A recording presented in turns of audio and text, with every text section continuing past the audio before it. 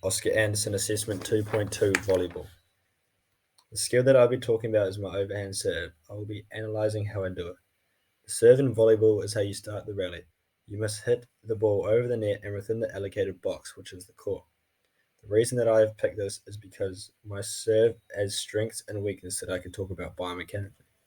One of the strengths that I'll be talking about is my projectile motion, and weakness in my serve that I'll be talking about is force summation. A projectile is an object thrown into space upon which the only active force is gravity. Gravity is the main force affecting a projectile. This doesn't imply that other forces don't affect it. It means that their impact is far smaller than that of gravity. A projectile's trajectory is a route after it being thrown. An example of projectile motion is when I throw the volleyball in the air. Projectile motion is made up as three elements: angle, height, and speed upon release. The execution phase of my volleyball serve is where this biomechanical principle becomes my strength. Projectile motion in my serve. My strength is projectile motion in serve because it allows me to hit the ball over the net at a high speed with the correct angle to maximize my chance of executing my serve perfectly. My volleyball serve is at the learning stage of where I'm autonomous during the execution phase. There are three stages of learning in sport. The first stage being the cognitive stage, which you are new to the skill and have no or little idea of how the skill works, and you are making mistakes constantly. The second stage of learning is the associative stage. The associative stage is when you have a better understanding of the skill and can execute it perfectly on occasions, but you are still making mistakes regularly. The final stage of learning is the autonomous stage. The autonomous stage is the stage of learning that I am for my volleyball serve. The autonomous stage is when you have perfect understanding of your skill that you are performing, and you will be able to constantly perform the skill on almost every try.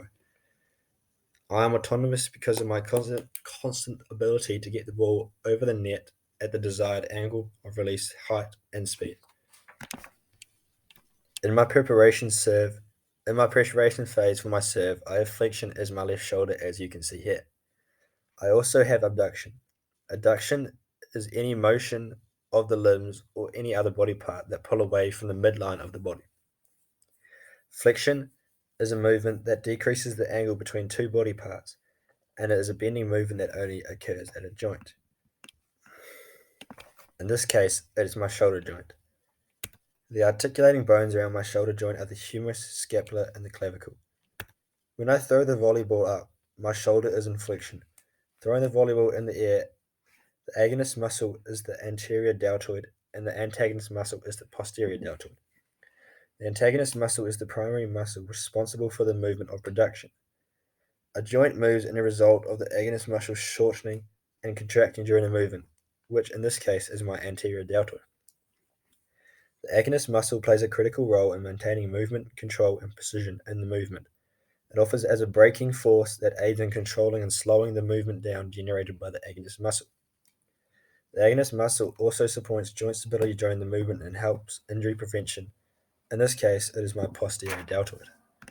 In my execution phase, I use internal rotation, as you can see in this video.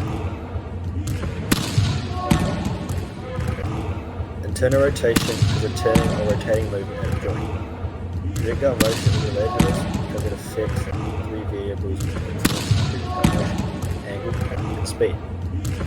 When I throw the ball up, my hand that is hitting the ball gets into a preparation stage at a 90-degree angle. As the ball drops down, I get into my execution phase and my right shoulder begins to internally rotate to strike the ball at the right height, speed, and angle to get the ball over the net and win the point. This all relates back to my strength, which is projectile motion.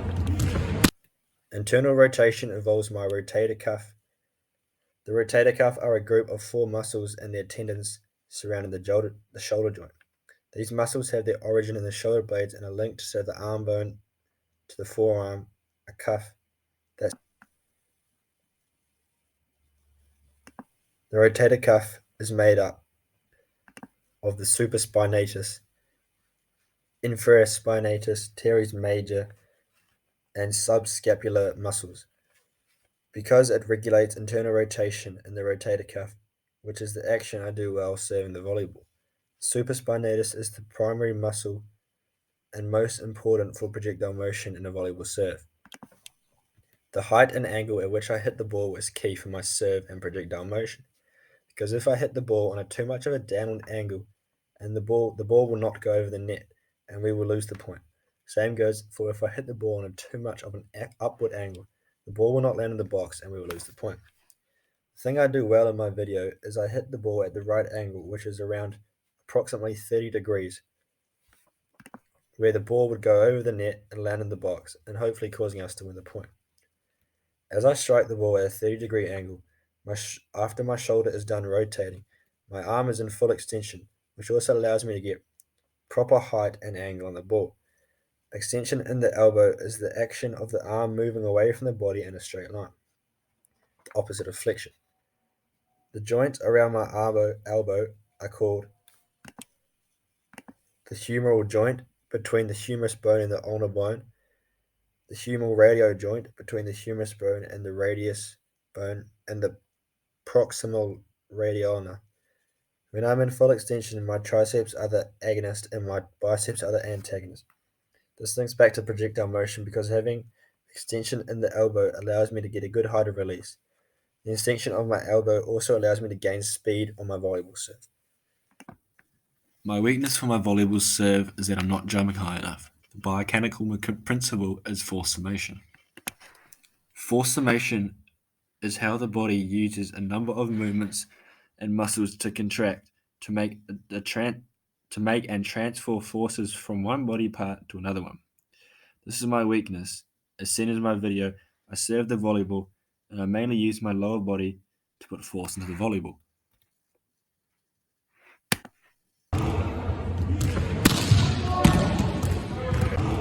When I serve the volleyball, I mainly use my upper body to put force into it. In contrast, instead of use both my upper and lower body to generate more force in the volleyball serve. Force summation is the execution phase of my volleyball serve. In the learning stage I am is associative because I'm not able to use all of my body parts to increase force summation all the time, but I do it some of the time. To maximize force summation, I must activate all the major muscles as well as the smaller muscles when serving the ball. In order for the serve to be successful and with good force, I must also ensure that I have proper timing within my muscles. My legs are my weak point of force summation when I serve the ball. I need to combine many body parts to work together to increase the force to my volleyball serve. To improve, I must use my legs to jump higher in the air.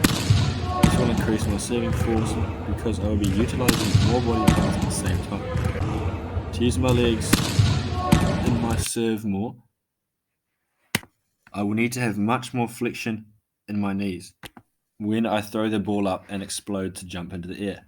More flexion in my knees means that I will be squatting down further. The muscles involved for doing this are my hamstrings, which are the agonist, and my quadriceps, for the antagonist. This also involves my glutes. The articulating bones around the knee joint are the femur, tibia, patella, and patella.